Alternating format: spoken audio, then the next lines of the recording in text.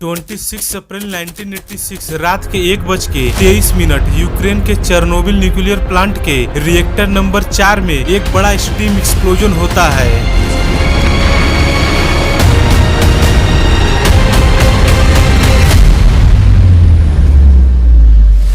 लेकिन सबसे बड़ा सवाल यह है कि उस रात आखिर वहाँ क्या हुआ था। क्या ये सिर्फ ऑपरेटर्स की गलती थी या उन पर वर्कलोड और प्रेशर इतना ज्यादा था कि उनका मेंटल स्टेटस स्टेबल नहीं था। रिएक्टर 4 में एक कॉम्प्लेक्स सेफ्टी टेस्ट चल रहा था। ऑपरेटर्स लगातार 10 से 12 घंटे की शिफ्ट से थके हुए थे और उन पे टॉप मैनेजमेंट के टारगेट का जबरदस्त प्रेशर था। उस समय सोवियत यूनियन बिना प्रॉपर सेफ्टी टेस्टिंग के बड़े स्केल पर न्यूक्लियर पावर प्लांट बना रहा था। इसका रीजन था उनका cold war era. Nuclear expansion, जहां सस्ते RBM के 1000 रिएक्टर से डुअल बेनिफिट मिलता था। पहला इलेक्ट्रिसिटी और दूसरा मिलिट्री वेपन के लिए प्लूटोनियम प्रोडक्शन। लेकिन उस रात रिएक्टर के डिजाइन फ्लॉस और ह्यूमन एरर के लेथल कॉम्बिनेशन ने दुनिया के सबसे बड़े न्यूक्लियर एक्सीडेंट ट्रिगर कर दिया। Been a nuclear accident in the Soviet Union at the Nobles Reactor 4, the scene of the total meltdown. That explosion at a nuclear plant in the Soviet Union. Nuclear reactor in Ukraine. धमाके के तुरंत बाद massive amount में radio active materials atmosphere में release हो गए। United nation scientific committee of the effect of atomic radiation की report के मुताबिक लगभग 35 लाख से ज्यादा लोग रेडिएशन जोन में थे और 3.5 लाख से ज्यादा लोगों को उनके घरों से हमेशा के लिए इवैक्यूएट करना पड़ा। जो लोग डायरेक्ट रेडियो एक्टिव स्टीम और मलबे के एक्सपोजर में आए, उनकी स्किन ब्लैक पड़ने लगी, उन्हें मेटेलिक टेस्ट आने लगा और उनके सेल्स अंदर से पिघलने लगे। अगर 25 अप्रैल 1986 की सुबह की बात करें तो रिएक्टर नंबर 4 को एक रूटीन मेंटेनेंस शटडाउन के लिए तैयार किया जा रहा था। लेकिन इस शटडाउन के दौरान इंजीनियर को एक बहुत ही इम्पोर्टेंट सेफ्टी टेस्ट परफॉर्म करना था। टेस्ट ये था कि अगर न्यूक्लियर पावर प्लांट की मेन पावर सप्लाई कट हो जाए तो क्या हमारे स्टीम टरबाइन के घूमने से बची हुई एनर्जी, जिससे रोटेशनल इनर्शिया कहते हैं, इतना इलेक्ट्रिसिटी प्रोड्यूस कर पाएगी कि बैकअप डीजल जनरेटर के स्टार्ट होने के उन 60 से 75 सेकेंड के गैप में कूलिंग वाटर पंप को चालू रखा जा सके।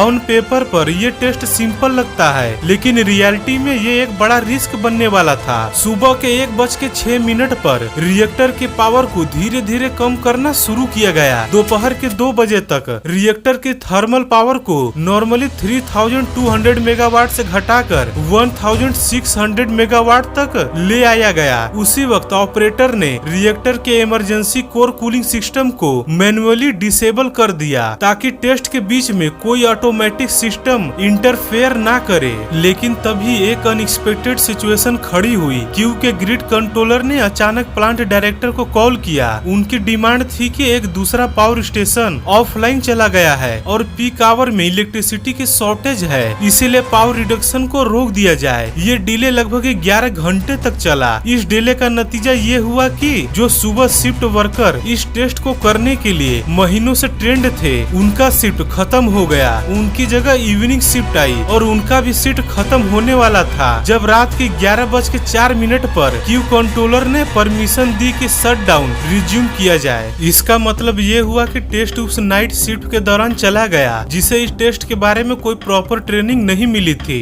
इन वर्कर्स को लगा था कि उनका काम सिर्फ एक शटडाउन रिएक्टर को मॉनिटर करना होगा। इस नाइट शिफ्ट में 3 मेन लोग कंट्रोल रूम में प्रेजेंट थे। पहला अलेक्जेंडर अकीमो, जो शिफ्ट का इंचार्ज था। दूसरा लियोनिड टोप्टुनो, जो रिएक्टर कंट्रोल इंजीनियर, जिसकी उम्र सिर्फ 25 साल थी और उसके पास इंडिपेंडेंट रिएक्टर चलाने का एक्सपीरियंस सिर्फ 3 महीने का था। और तीसरा एनाटोली डाइटुलो, जो डिप्टी चीफ इंजीनियर था। डाइटुलो के एक बेहद सख्त और जिद्दी सुपरवाइजर था, जो हर हाल में टारगेट पूरा करना चाहता था, क्योंकि टारगेट पूरा होने पर ही उसके कैरियर का प्रमोशन डिपेंड करता था। डाइटलो के प्रेशर के आगे दोनों यंग ऑपरेटर थके हुए और परेशान होने के बावजूद काम कर रहे थे। उन पर मेंटल प्रेशर इतना ज्यादा था कि अगर वो डाइटलो की बात नहीं मानते तो उनका कैरियर खत्म हो जाता। रात के 12:28 पर जब टोप्टुनो ने पावर को ऑटोमेटिक कंट्रोल से मैनुअल कंट्रोल पर स्विच किया तो एक बड़ी मिस्टेक हुई। रिएक्टर की पावर अनस्टेबल होने की वजह से अचानक क्रैश होकर 30 मेगावाट थर्मल तक गिर गई। यह स्टेट रिएक्टर के लिए बेहद डेंजरस थी क्योंकि लो पावर पर रिएक्टर में जीनोन पॉइजन बिल्ड होने लगता है जिससे जीनोन 135 कहते हैं। जीनोन 135 एक ऐसा आइसोटोप है जो न्यूक्लियर फिजन में यूज होने वाले न्यूट्रॉन्स को एब्जॉर्ब कर लेता है। जब पावर क्रैश हुआ तो रिएक्टर इस जीनोन गैस से चोक होने लगा। टेक्निकल टर्म में इसको जीनोन पिट कहते हैं। इस स्टेट में रिएक्टर को रीस्टार्ट करना या पावर बढ़ाना लगभग इम्पॉसिबल और अनसेफ होता है। अकीमो और टॉप्टूनो ने टेस्ट को रोकने की सलाह दी लेकिन डाइटोलो ने उनकी बात को नहीं माना। डाइटोलो ने ऑर्डर दिया कि कंट्रोल रॉड को बाहर निकाला जाए ताकि पावर को फिर से बढ़ाया जा सके। रिएक्टर में टोटल 211 कंट्रोल रॉड थी जो बोरोन और कैडमियम की बनी होती है और न्यूट्रॉन्स को एब्जॉर्ब करके न्यूक्लियर रिएक्शन को कंट्रोल करती थी। सेफ्टी गाइडलाइंस के मुताबिक रिएक्टर में हर समय कम से कम 15 से 30 कंट्रोल रॉड का अंदर रहना जरूरी है, लेकिन पावर बढ़ाने के लालच में टॉप्टूनो ने लगभग सारी कंट्रोल रॉड्स को रिएक्टर कोर से बाहर निकाल दिया। कोर के अंदर सिर्फ 6 से 8 कंट्रोल रॉड्स ही रह गई थी। इस स्टेप से रिएक्टर की पावर थोड़ी बढ़ी और 200 मेगावाट थर्मल पर स्टेबल हो गई। हालांकि ये टेस्ट के लिए रिक्वायर्ड 700 मेगावाट से बहुत कम थी। फिर भी डाइटलो ने टेस्ट शुरू करने का ऑर्डर दिया। रात के 1:23 पर ऑपरेटर ने टरबाइन की तरफ जाने वाली स्टीम को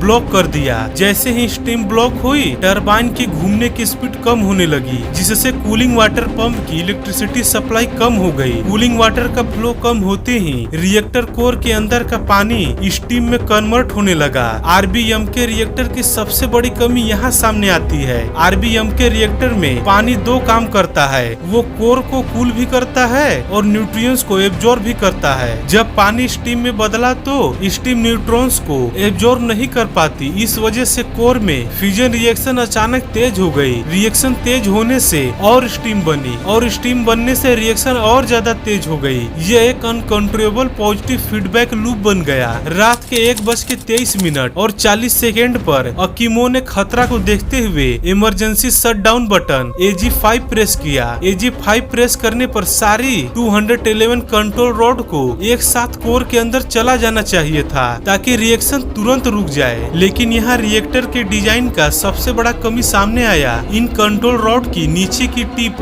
ग्रेफाइट की बनी हुई थी। ग्रेफाइट न्यूट्रॉन्स को एब्जॉर्ब नहीं करता बल्कि उन्हें स्लो करके फ्यूजन रिएक्शन को बढ़ाता है। जैसे ही AG5 प्रेस हुआ सारी रॉड एक साथ अंदर गई और उनकी ग्रेफाइट टिप ने कोर के बॉटम को न्यूट्रॉन रिएक्शन को 1 माइक्रो सेकेंड के लिए एक्सट्रीम लेवल पर बढ़ा दिया। रिएक्टर की थर्मल पावर अचानक नॉर्मल से कई गुना ज्यादा हो गई। कोर के अंदर एक्सट्रीम स्टीम प्रेशर बिल्ड हुआ जिससे फ्यूल चैनल फट गया। प्रेशर इतना ज्यादा था कि रिएक्टर के ऊपर का 2000 टन का अपर सील्ड लीड हवा में उछल गया।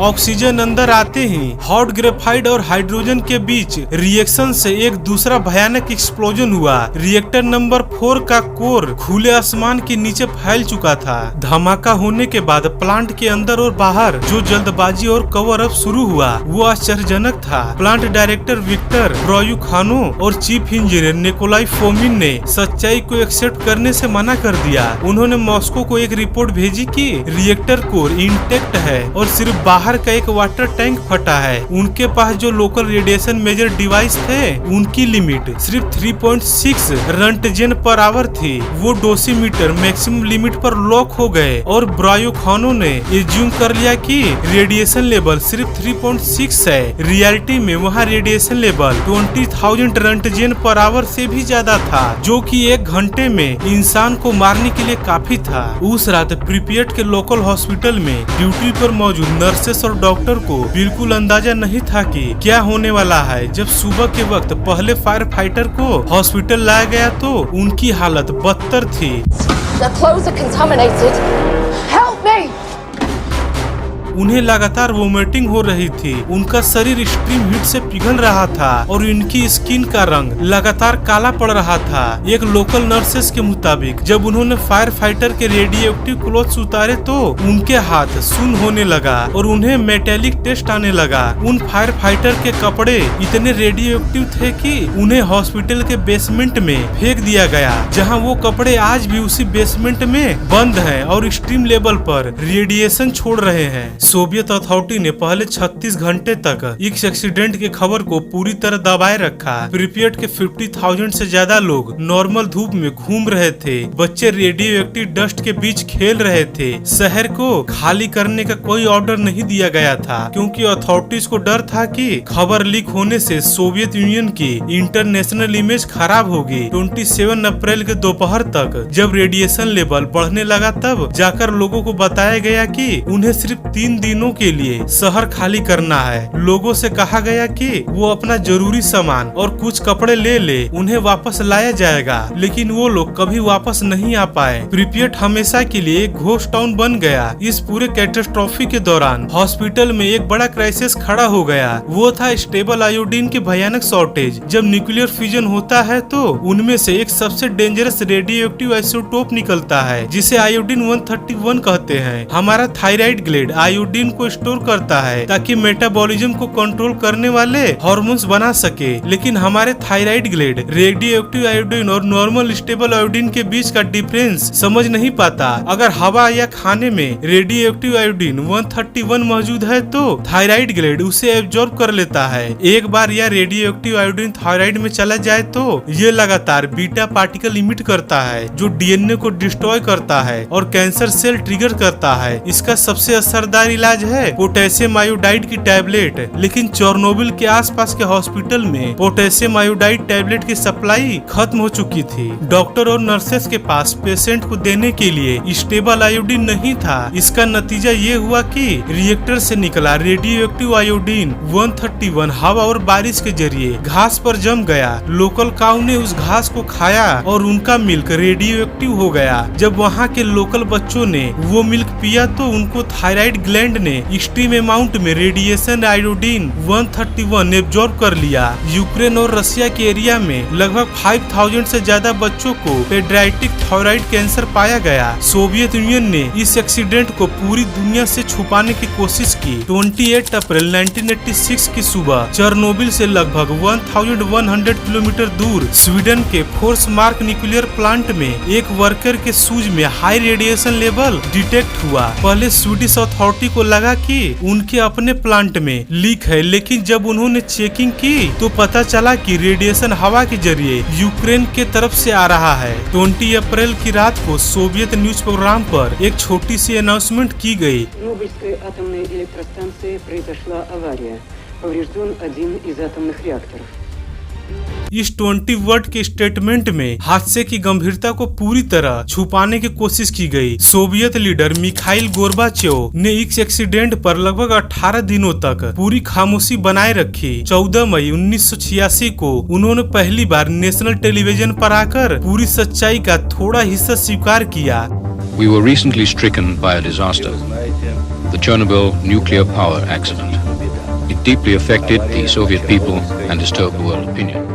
गोर्बाचेव ने बाद में खुद माना था कि चेरनोबिल एक्सीडेंट की शायद सोवियत यूनियन के कोलैप्स का रियल रीजन था, न कि उनका कोल्ड वार में पीछे छूटना। इस एक्सीडेंट ने सोवियत सिस्टम के अंदर का करप्शन और झूठी ग्लोरिफिकेशन को दुनिया के सामने रख दिया। धमाके के कुछ दिनों बाद एक और बड़ा खतरा खड़ा हो गया, जो पूरी यूरोप को इनहेबिटेड बना सकता था। रिएक्टर के बॉटम में एक बड़ा वाटर टैंक था, जिसे ब्लबर पूल कहते हैं, जिसका काम स्टीम को कंडेंस करना था। लेकिन एक्सप्लोजन के बाद रिएक्टर कोर का fuel, uranium fuel rods, graphite और रिएक्टर का स्टील मेल्ट होकर एक रेडियो एक्टिव लावा बन गया था।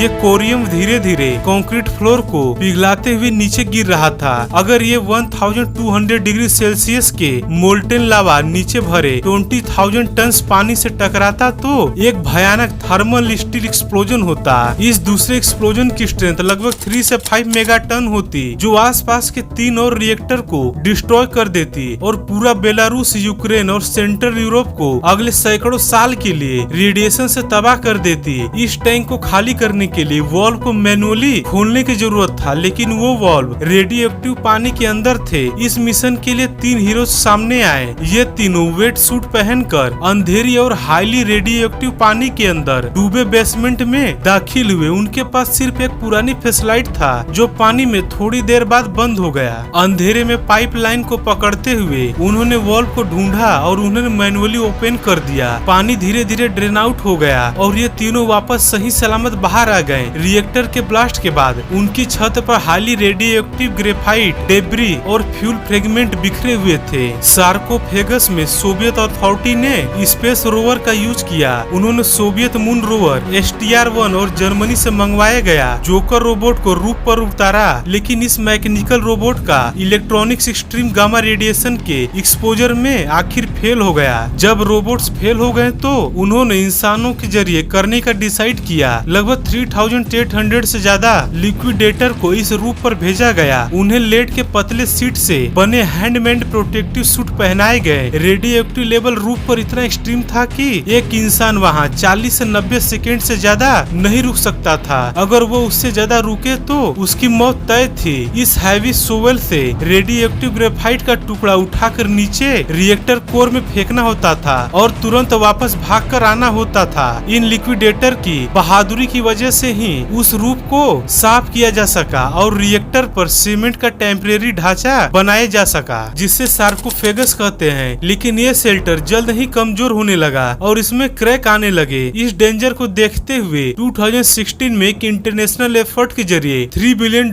की लागत से एक जायंट स्टील आर्क बनाया गया, जिसे न्यू सेफ कन्फाइनमेंट कहते हैं। इस आर्क को अगले 100 सालों तक रेडिएशन को सील रखने के लिए डिजाइन किया गया है। 14 फरवरी 2025 को रशिया यूक्रेन वार के दौरान एक रशियन ड्रोन क्रैश इस शेल्टर के ऊपर होता है। इस ड्रोन स्ट्राइक की वजह से न्यू सेफ कन्फाइनमेंट के रूप पर एक लगभग 6 मीटर का होल हो जाता है। हालांकि रेडिएशन लेवल में कोई बड़ा स्पाइक डिटेक्ट नहीं किया गया, लेकिन इस एक्सीडेंट ने दिखा दिया कि मॉडर्न वार में न्यूक्लियर फैसिलिटी कितनी वल्नरेबल है। साइंटिफिक एस्टीमेट के मुताबिक चेर्नोबिल के कोर में मौजूद रेडियो एक्टिव प्लूटोनियम 239 का हाफ लाइफ लगभग 24,000 साल है। इसका मतलब यह है कि अगले 24,000 साल तक चेर्नोबिल का 30 किलोमीटर का जोन इंसानों के रहने के लिए पूरी तरह इनहैबिटेट है। वहाँ कोई भी इंसान परमानेंटली नहीं रह सकता। लेकिन एक अजीब पैराडॉक्स यह है कि इंसानों के जाने के बाद वहाँ वाइल्ड लाइफ ने पूरे एरिया पर कब्जा कर रखा है और रेयर स्पीसीज के एनिमल्स बिना किसी ह्यूमन इंटरफेयर के घूम रहे हैं, जो रेडिएशन के असर के बावजूद वहाँ एडॉप्ट हो चुके हैं। चेर्नोबिल हमें याद दिलाता है कि जब न्यूक्लियर टेक्नोलॉजी के साथ एरोगेंस और पॉलिटिक्स ब्लेंड होते हैं तो उसकी कीमत आने वाली सैकड़ों जनरेशन को चुकानी पड़ती है। मिलते हैं आपसे किसी नए वीडियो में किसी और नए टॉपिक के साथ।